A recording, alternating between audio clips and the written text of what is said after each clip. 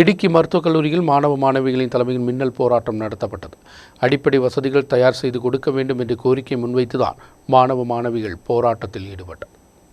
இடுக்கி மருத்துவக் கல்லூரியில் மாணவ மாணவிகள் மின்னல் போராட்டத்தில் இறங்கினர். கல்விக்கு தேவையான அடிப்படை வசதிகள் செய்து கொடுக்கவில்லை என்று கூறிதான் போராட்டம் நடத்தப்பட்டது. 200க்கும் மேற்பட்ட மாணவ மாணவிகள் தான் போராட்டத்தில் பங்கெடுத்தது. காலேஜ் அதிகாரிகள் மாணவ மாணவிகள் நடத்திய பேச்சுவார்த்தைக்கு பின்பு போராட்டம் தற்காலிகமாக கைவிடப்பட்டது. தற்பொழுது கொடுக்கப்பட்டுள்ள வாக்குறுதிகள் நிறைவேற்றவில்லை என்றால் போராட்டம் தொடரும் என்று தலைவர்கள் தெரிவித்தனர்.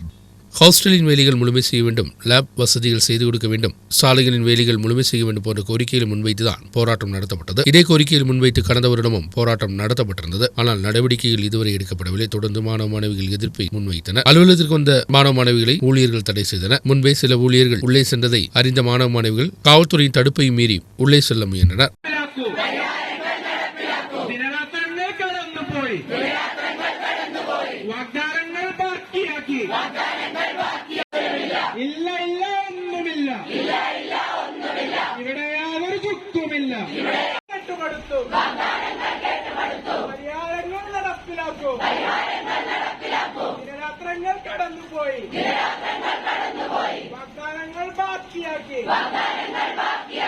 പുള്ളിൽ തരാത്ത പക്ഷം നമ്മൾ ഒരു സ്ട്രൈക്കിന് പോകുമെന്നാണ് നമ്മൾ പറഞ്ഞേക്കുന്നത്. പിന്നെ റോഡിൻ്റെ കാര്യം ടെൻഡറിൻ്റെ കാര്യം എല്ലാം കിറ്റ്കോ ആണ് നോക്കുന്നത്. കിറ്റ്കോ എന്ന് പറഞ്ഞൊരു കമ്പനിയുടെ പേരാണ് അവർ പറഞ്ഞത്. അപ്പോൾ കിറ്റ്കോ എന്തുകൊണ്ട് ഈ ഹോസ്റ്റലും റോഡും അതുപോലെയുള്ള ലെക്ചർ ഹാളിൻ്റെ പണികളും പൂർത്തിയാക്കുന്നില്ല എന്നുള്ളൊരു ചോദ്യം നമ്മൾ ഉന്നയിച്ചു. അപ്പം അതിൽ കിട്ടിയ മറുപടി എന്ന് പറഞ്ഞാൽ അവർ കോടികളുടെ കടത്തിലാണ്, അങ്ങനത്തെ രീതിയിലാണ് അവർ സംസാരിച്ചത്. പക്ഷേ എങ്കിൽ ഇതിനും അവരുടെ ഭാഗത്തു നിന്നൊരു ഒഫീഷ്യലായിട്ടൊരു കൺഫർമേഷൻ നമുക്ക് കിട്ടണമെന്നുള്ള രീതിയിൽ നമ്മൾ സംസാരിച്ചിട്ടുണ്ട്. ഒരാഴ്ചക്കുള്ളിൽ അത് കിട്ടാത്ത പക്ഷം നമ്മളൊരു സ്ട്രൈക്കിന് പോകുന്നതായിരിക്കും. പിന്നെ ലെക്ചർ ഹാളിൻ്റെ കാര്യം, നേഴ്സിംഗ് കോളേജിൻ്റെ കാര്യം, നമ്മൾ 2 ക്യാമ്പസും 2 അഡ്മിനിസ്ട്രേഷനുമായിട്ടാണ് ഇവിടെ ഇരിക്കുന്നത്. 2 ക്യാമ്പസ് എന്ന് പറയുമ്പോൾ ഈ ഒരൊറ്റ ക്യാമ്പസിൽ തന്നെ നേഴ്സിംഗ് കോളേജിൻ്റെ ക്യാമ്പസ് ഉണ്ട്, അതുപോലെ തന്നെ നമ്മൾ മെഡിക്കൽ കോളേജുകാർ ഇവിടെ തന്നെയാണ് ഉള്ളത്. അപ്പം നേഴ്സിംഗ് കോളേജിന് പ്രത്യേകിച്ച് ഒരു ക്യാമ്പസ് ഇല്ലയെന്ന് തന്നെ പറയാം. അവർക്ക് നമ്മുടെ ഒരു ഫാർമക്കോളജിയുടെ ഒരു ലെക്ചർ ഹാൾ കൊടുത്തിട്ടാണ് അവരവിടെ പഠിക്കുന്നത്. അപ്പം അതിൻ്റെ ഒരു കാര്യത്തിൽ ഒരു തീരുമാനമാക്കണമെന്ന് നമ്മൾ പറഞ്ഞിട്ടുണ്ട്. അവർക്കിവിടെ 50 ഏക്കറിൻ്റെ കാര്യം പറഞ്ഞു. 50 ഏക്കറിൽ അവർക്ക് 3 ഏക്കർ കൊടുക്കും. അപ്പോൾ അവരങ്ങോട്ട് മാറും എന്നുള്ള രീതിയിലാണ്. പക്ഷെ അത് ഏത് സമയത്താവും എന്നുള്ള കാര്യത്തിൽ ഒരു തീരുമാനമായിട്ടില്ല.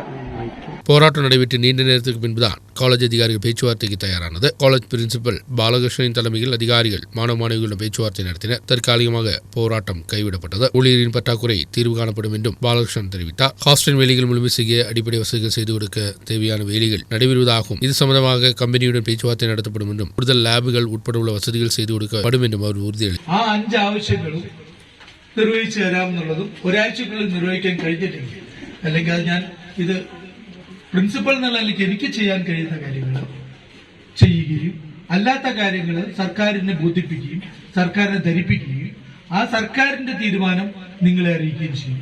ആ തീരുമാനങ്ങളൊന്നും നിങ്ങൾക്ക് അനുകൂലമല്ലെങ്കിൽ ഒരാഴ്ചക്കുള്ളിൽ നിങ്ങൾ സമരം ചെയ്യുന്നവരുണ്ട്. അതുപോലെ ആവട്ടെ. പക്ഷെ കഴിയാവുന്നിടത്തോളം ഈ സർക്കാരുമായിട്ട് സംസാരിച്ചിട്ട് നിങ്ങൾക്ക് സഹായകരമായിട്ടുള്ള നിങ്ങൾ ആവശ്യപ്പെട്ട 1-2 കാര്യങ്ങൾ പ്രധാനമായിട്ട് അധ്യാപകരുണ്ട്. ഇപ്പൊ തൽക്കാലം നിങ്ങൾ ഉന്നയിച്ച ഒരു മുദ്രാവാക്യത്തിൽ പറയുന്ന താൽക്കാലികമായിട്ടുള്ള നീക്കുപോക്കിൽ വന്ന 28 പേരല്ല. സർക്കാർ ഒരു മാസം മുന്നേ തന്നെ 50 പോസ്റ്റ് ക്രിയേറ്റ് ചെയ്തിട്ടുണ്ട്. தொடர்ந்து போராட்டத்தை மாணவ மாணவிகள் கைவிட்டனர். நியூஸ் பீரோ இடுக்கி.